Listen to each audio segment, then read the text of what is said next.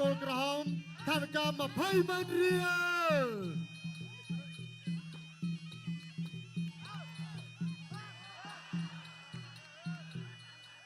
បង្គោលសបាទស្វាគមន៍ភ្លាមបាទប៉ះចំប្រដាប់ការពារឥឡូវនេះបាទសុំសម្រួលបច្ចេកទេសបន្តិចសិនបាទសម្រាប់បាទទៅខាងបង្គោលសពីកីឡាករគុនខ្មែររបស់យើងហើយបង្គោលខៀវកំពុងតែចាក់ទឹកកម្រិតបាទយើងទស្សនារូបភាពបង្ហាញជូនត្រង់នេះអាយយបាទទាត់ឆ្វេងរបស់គីងកុងបាទប៉ះចំកន្លែងឈឺរបស់កូននាគស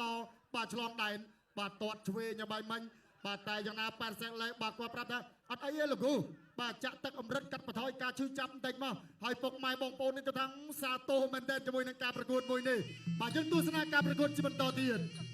បាទអរគុណច្រើនបន្តទស្សនាតតឆ្វេងរទេះជើងជុតសមុទ្របាទពីរិទ្ធីគីងកុងបាទសែនលេកកពុកកបលល្អស្មើគីងកុងតែម្ដងបាទសម្លឹងដើរចូលញាក់អត់តន់ចេញក្បាច់អត់តន់ចេញស្នៀតឡើយគៀងពីសែនលេកទាត់ស្ដាំអត់ដល់ក៏ដៃទៅទុតឆ្វេង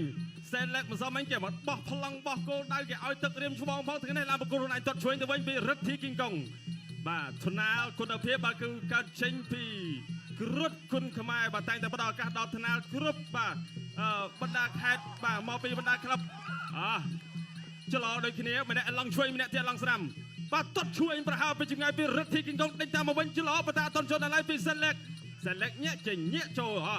ការប្រកួតគឺ5ទឹកវិញដេញតាមទៅវិញពីគីងកុងទាត់ឆ្វេងចូលក្តីខំពីរិទ្ធីគីងកុងប្រែទៅមកទេសែនលេកញាក់ច្រឡោមកវិញបាទញាក់ដូចគ្នាហើយក៏ទាត់ស្ដាំពីសែនលេកសុំឲ្យឆ្វេងពីរិទ្ធីគីងកុងរេរំតាមចង្វាក់ភ្លេងមានក្បាច់មានស្នៀតមានសិល្បៈរៀងខ្លួនបាទសុទ្ធសឹងតែជាអ្នកដែលបកកែសុទ្ធសឹងតែអ្នកដែលដឹងពីស្នៀតព្រោះថាសែនលេកនេះធ្លាប់ទស្សនាផ្ទាល់ការប្រកួតរបស់គីងកុងទាត់ឆ្វេងប្រហើដេញតាមចូលបាទក៏ប៉ុន្តែថែមមួយដៃឆ្វេងជាបន្តទៀតពីរិទ្ធីគីងកុងបាទទាត់កាប់គោលជើងក្រោមពីរិទ្ធីគីងកុងបាទសែនលេកកបោកទាត់ឆ្វេងថែមឆ្វេងបាទឆ្វេងមួយដៃពីគីងកុងដេញតាមឆ្វេងដល់ឆ្វេងបុកកណ្ដាលកែឆ្វេងដល់ឆ្វេងពី3ដៃ4ដៃបត់កែឆ្វេងថែមចេញជាបន្តទៀតពីគីងកុងទាត់ឆ្វេងយកទៅក្រោមពីគីងកុងបាទសូមសម្លេងហូមួយ 2 3 4 5 6 7 8ប្រកួតបន្តចាចាប់ទឹកទី1បាទអូយបាទប៉ិតជាជួចិត្តមែនទែនបាទយើងឃើញថាបាទចាប់ទឹកទី1កន្លងទៅបាទធ្វើឲ្យកីឡាករថៃបាទរាប់18បាទក្នុងនោះវត្តមានគណៈធិបតីបាទអាដាមវ័យសំណាងអ្នកញ៉ាស្មាងវឌ្ឍនៈរួមជាមួយនឹងអាដាមខមវិធីឧបត្ថម្ភបន្ថែមដល់រិទ្ធីគីងកុងថាវិការ20,000 រៀលបាទសរុបគឺរិទ្ធីគីងកុងទទួលបានថាវិការ40,000 រៀលហើយបាទចប់ទឹកទី1តាន់បាទកីឡាករប៉ែនសែនលេបាទងាកទៅលោកគ្រូថាលោកគ្រូខ្ញុំគួរធ្វើមិនចេះសម្រាប់ទឹកទី2បាទយើងទស្សនារូបភាពបង្ហាញជូនកាលពីទឹកទី1បាទទាត់ឆ្វេងលុកឆ្វេងរបស់រិទ្ធីគីងកុងស្ទូចូលទៅបាទទាត់ឆ្វេងកាត់បាទកីឡាករបាទប៉ែនសែនលេបាទព្យាយាមបាទកាត់កែងសមមកវិញបាទព្យាយាមរាប់ជាប់ឲ្យបត់កែងឆ្វេងរបស់គីងកុងបាទបត់កែងឆ្វេងមួយទៀតបាទប៉ែនសែនលេគឺព្យាយាមកាត់កែងស្ដាំក៏ប៉ុន្តែអត់ដល់អត់ចំគោលដៅនេះគាត់ព្យាយាមបាទសព្រះរាមបាទបដូរកែងគ្នាទៅមកអាយយបាទការប្រកួតគីឡូស្រាលក៏ប៉ុន្តែកែងអស់តបាទកែងជួចិត្តជាងគូឯកបាទគូគីឡូធំមួយចំនួនទៀតនេះបាទការបង្ហាញជូននៅរូបភាពទឹកទី1បាយមិញបាទយើងត្រៀមការប្រកួតជួចិត្តជាបន្តទៀតអ្នកឲ្យទឹកចេញក្រៅក្រិតគុណខ្មែរគូទី3គឺជាគូប្រកួតដណ្ដើមប្រាក់លានរវាងកម្ពុជាថៃទឹកទី2បាទយើងរៀនទស្សនាការប្រកួតជាបន្តទៀតទឹកទី2បាទបងប្អូនកំពុងតែទស្សនាបាទជាង 50K បាទចូលរួមជួយសៀឡើងជាបន្តទៀតបាទបង្គោលក្រហមកីឡាករគុនខ្មែររិទ្ធីគីងកុងបាទទាត់មកជើងឆ្វេងនេះទាត់ចំថងប្រាក់បាទវត្តមានគណៈធិបតីឧបត្ថម្ភបន្ថែមដល់គីងកុងថាវិការ20,000 រៀលបាទសរុបគឺ60,000 រៀលបាទទាត់ឆ្វេងគីងកុងបាទទាត់ស្ដាំរបស់ប៉ែនសែនលេបាទធ្លាក់ស្ដាំបាទការប្រកួត5ទឹកក៏ប៉ុន្តែបាទមួយទឹកគឺ2នាទីតែប៉ុណ្ណោះអាយ2 បាទ 3រាប់ជាបន្តទៀត4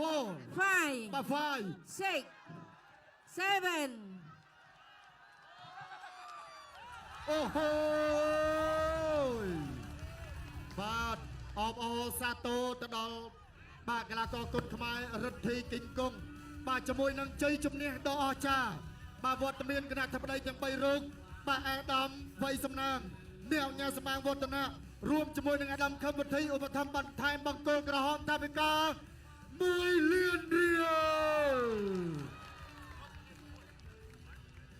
បាទរដ្ឋីគិញកុំទៅទទួលថាវិការសរុបបាទគឺដល់ទៅ1 លាន 6 សែនរៀលបាទនេះយើងទស្សនារូបភាពយឺតបាទទាំងអស់គ្នាសាយជាថ្មីបាទគឺការដាក់សម្ពាធបាទសន្ធប់ដាក់ទាញកែងឆ្វេងពុះបាទពីខាងលើតែម្ដងបាទពីរដ្ឋធីគីងកុងបាទធ្វើឲ្យសែនលេកបាទអត់អាចទប់បាទការសម្រុកបាទយ៉ាងច្រើនសន្ធប់ច្រើនក្បាច់ពីរដ្ឋធីគីងកុងទេបាទចូលបដូរមរ៉ាព្រោះថាចង់បាទទាទាំងការទាំងដើមតែណែថែមកែងឆ្វេងជាបន្តទៀតបាទវាចេញក្បាច់ច្រើនមែនទែនបាទក្មេងក៏ពិតមែនថ្នាលក៏ពិតមែនប៉ុន្តែក្រោយតែមានការផ្ដល់ឱកាសបាទម្ដងជាពីរដងបាទជាញឹកញយតាមរយៈការប្រកួតនៅលើសង្វៀនបដាគ្រប់គុណខ្មែរគឺកីឡាករគុណខ្មែរយើងគឺចេះគ្រប់ក្បាច់គ្រប់ស្នៀតតែម្ដងបាទអរគុណច្រើនបាទយ៉ាងណាយើងឃើញថាកីឡាករបង្គោលខៀវ8សែនលេខបាទថ្មីត្បិតតារងបរាជ័យក៏បាទទឹកមុខដល់គួរឲ្យខ្នក់ខ្នាញ់របស់គាត់បាទវត្តមានគណៈធិបតីបាទអាដាមវ័យសំណាងអ្នកញ៉ាស្មាងវឌ្ឍនៈរួមជាមួយដល់ខំវិធីឧបត្ថម្ភបង្គោលខៀវថាវិការ40 ម៉ឺនរៀលបាទអរគុណណាស់ទៅដល់វត្តមានគណៈធិបតីអរគុណទៅដល់វត្តមានពុកម៉ែបងប្អូនបាទអរគុណទៅដល់ក្មួយកីឡាករទាំងពីរពូកែដូចគ្នាហើយអបអរសាទរទៅដល់រិទ្ធីគីងកុងដែលបានយកឈ្នះដៃគូនៅក្នុងទឹកទី2ប៉ុន្តែយ៉ាងណាបងប្អូននៅវ័យក្មេងបែបនេះឈ្នះចាញ់គឺជារឿងធម្មតានៃកីឡាឈ្នះទទួលបានបទពិសោធន៍ថ្មីមួយទៀតហើយមិនទទួលបានជ័យជំនះក៏ទទួលបានបទពិសោធន៍ថ្មីមួយទៀតបាទកីឡាគឺរស់ក្នុងសន្តិភាពកីឡាគឺមិនមានទេការរើសអើងជាតិសាសន៍និងពណ៌សម្បុរបាទសូមសម្លេងមួយទៀតបងប្អូនអរគុណស្ដាប់ការប្រកាសលទ្ធផលជាផ្លូវការបាទចាសសូមអរគុណជ័យជំនះបានទៅកីឡាករបង្គោលក្រហម